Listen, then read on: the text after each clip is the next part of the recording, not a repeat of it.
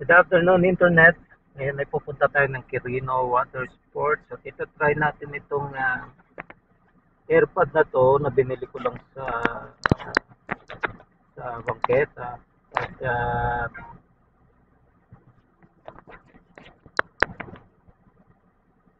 yun, napindot ko, sorry, na-off ko. At ita-try natin to kasi okay naman siya within 5 meters. According to na-try ko na ito dati. Pero pag more than 5 meters na siya, hindi na siya magandang ano, medyo nag-ano na siya, natawag doon, nag-ano na yung sounds niya.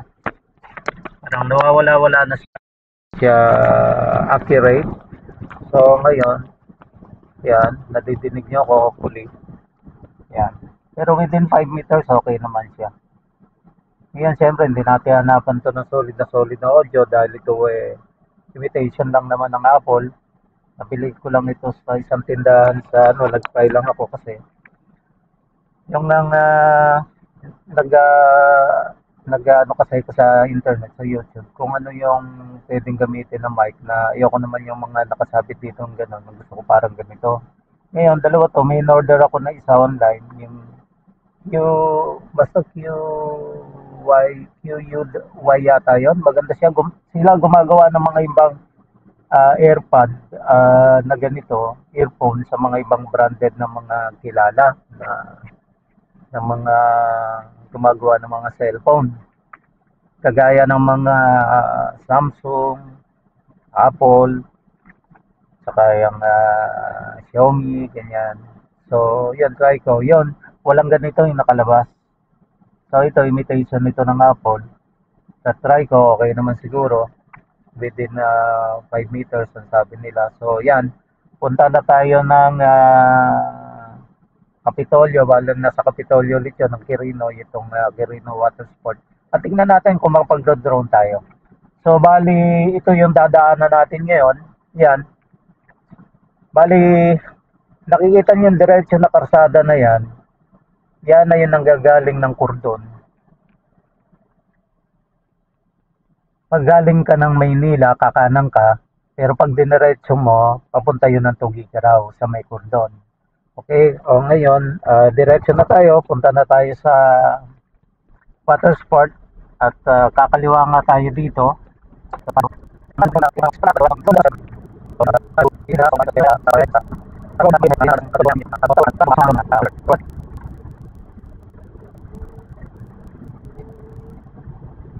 Okay, ito. Yung last time na galing tayo dito, ang pinuntahan nga natin na yung may motorismo, yung may motocross yan sa mountains. So, hindi tayo dyan pupunta ngayon. So, bali, bababa tayo dito. Noong last time, dyan tayo kumanan yan, yung pinasukan ng bisikleta na yan. So, didiretso tayo dito tayo papasok, papunta ng water sport. Yan. So, bali, dadaanan natin dito yung Kapitolyo. Kaya, ang tawag dito nila ay Capitol Hills. Yan, okay. So, maganda po itong lugar na to. Napaka mapuno. At minsan dito kami nagbo-birding. Bali, kung tatanungin niyo nga po kung ano ang birding, yan po ay wildlife photography. Wild bird photography. Yan, wild bird photography. At kasama na rin minsan yung nagwa-wildlife. Kasama na diyan yung mga insect, yung mga abia natin. Okay, pagdating ngayon natin dito sa may dulo, okay, dito sa dulo, kakanan tayo dito. So, ito, pwede natin babayin dito para makuna natin saglit itong ano nato. Okay, baba tayo dito. Yan, para nasama natin sa vlog. Okay, at bumaba nga ako kasi nakita ko to, ang ganda ng lugar. Ito, may parang gazebo dito. Ito ay bago ka pumasok ng papunta ng water sport.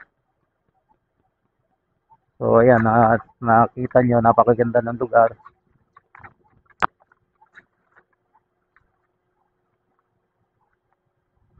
Yan, ang gaganda rin ho ng facility dito, pati mga tirahan.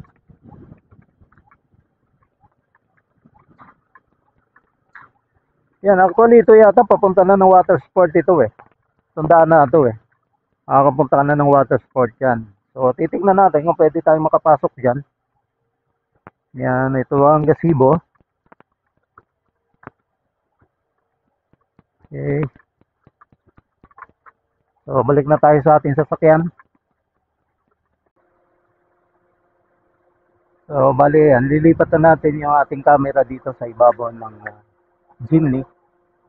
Yan, so para habang tumatakbo tayo, yan, at papasok tayo dito, tapos tingnan ko kung makakapasok ako dyan, papunta na, ano, para makita natin. Papunta doon sa water sport, para makita na natin yung gilid ng water sport.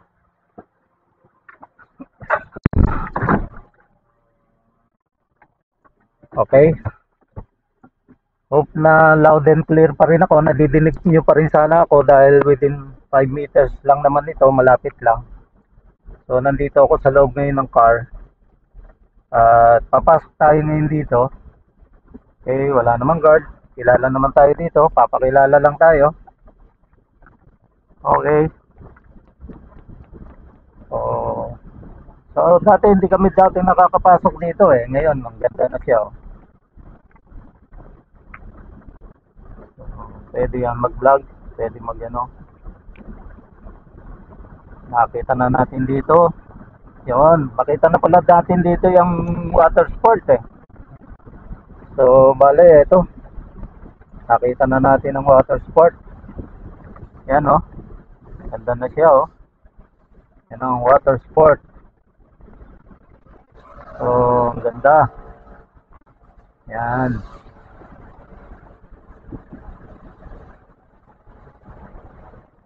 So, dito. Yan. Natin kung pwede nating ano. Ganito yung camera. Yan, okay.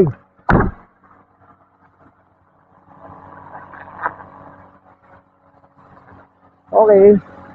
At nandito na nga tayo ngayon sa water sport. Ito ang itsura ng water sport. At napakaganda, ang linis. Yan oh. So, tignan natin kung pwede tayo mag-drone maya-maya. Yan. Ganda. So, maintain na maintain nila. Yan. Dami na mga naglilinis. So, tingnan natin kung ano meron doon sa taas. Akyat tayo. Okay. Okay.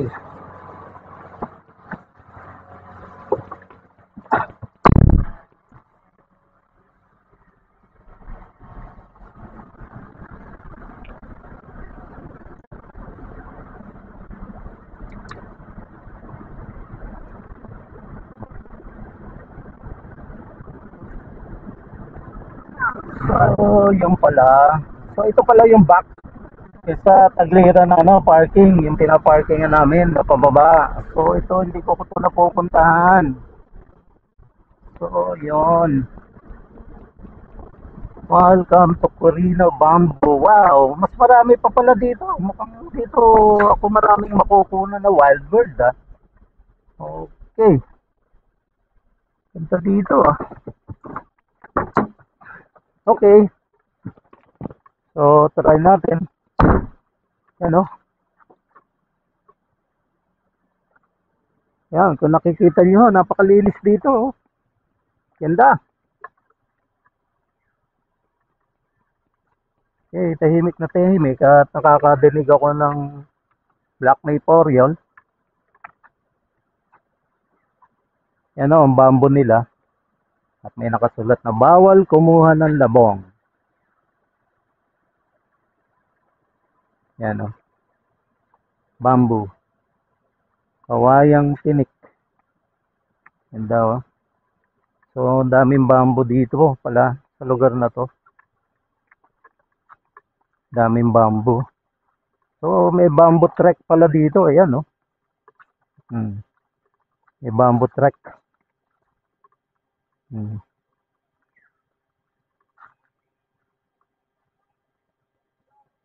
So ano meron doon sa baba? Pwede nating ano yan. So ito nakapasok tayo ng bamboo trek. Tingnan natin yung entrance. Ako ngayon lang ako nakapasok dito ah.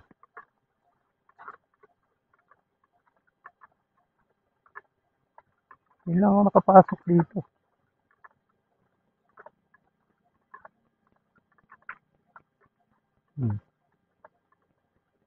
Wow.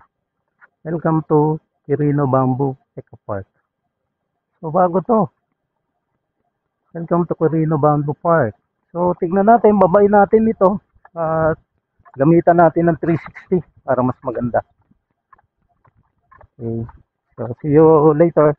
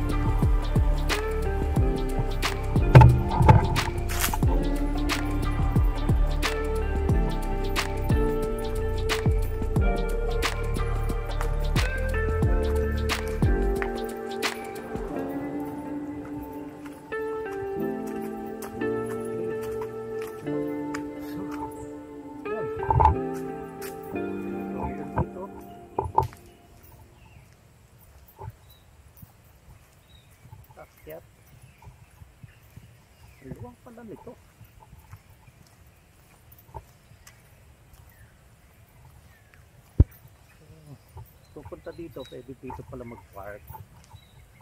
Yun. Okay. So dito, merong buhay na bato malaki. So pwede pa rin bumaba dyan, no? Diba nga? Kasi natin tignan. Ayun may punta. Tignan natin.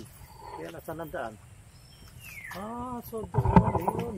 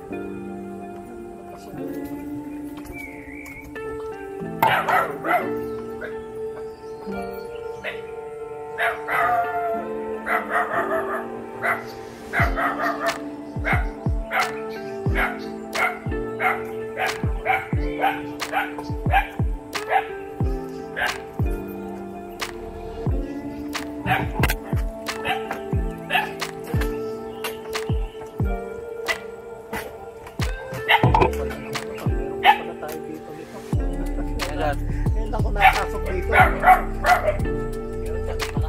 Mataas pa. Ano yung pabalik na lang ako doon? Kalsada. Pero malayo na doon sa malapit sa bambo. Malayo na. Ay, pabalik ako doon. Titignan ko na dito.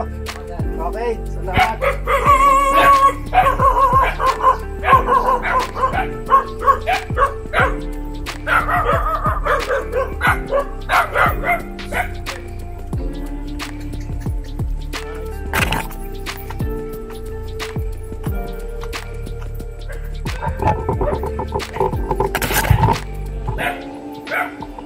Meron po. Ganda dito ah. Kailan ako napasok? Kailan ako napasok dito? Meron ko lang bamboo ano tayo dito, no? Kasawa ko yan, Dektora na. 5 minutes sila dyan sa may water sport. Habang hinihintay ko. Tapos itong ganda. Ngayon lang ako napasok. Kasi tinignan ko kung may pababang pa ganun. Dati kasi dito mas yan, diba? Tinignan ko parang may bamboo. Tungan po kayo doon. Doon ako nag-umpisa nag-trek. Dito daw merong kasada na kaya lang malayo na doon sa ano. So dito na lang siguro ako. Akit ako hanggang doon. Tapos babalik na ako. May nursery po doon. Doon. Kaso Kaso yung... process pa lang po to. Oo. Kaso may kasada dyan, malapit na. Meron po. Iikot din po yan. Pabalik doon. Oo. Gano'ng kalayo sa tingin mo? Parang kasi layo ng lakad ko. Ay, baka mas malayo po. Na lang ako. Baka 3 pesos po. Ay! Malayo. Okay, okay. Baka 4. Parang palabas na siguro na susundalaga yun, ano? Ay, hindi ho. Ay, hindi. Iba naman. Ayun po yung susong dalaga. Diretso po yun sa may kwan. Oo. Sa may boundary. Diretso lang po yun. Yun po yung Pero susong mukhang dalaga. ang daming wild bird dito, ah. Nag-ano kami eh. Photography kami ni Doktora ng mga wild bird. Yung mga ibon. Wild bird dito. Yung mga ano lang. Puro mga dilo lang, yung mga ano, black oriole. Wala na tayong mga rare. Pero susencheta marami. Ay, marami po doon. Doon kami nakakuha ng Cagayan Malcoa.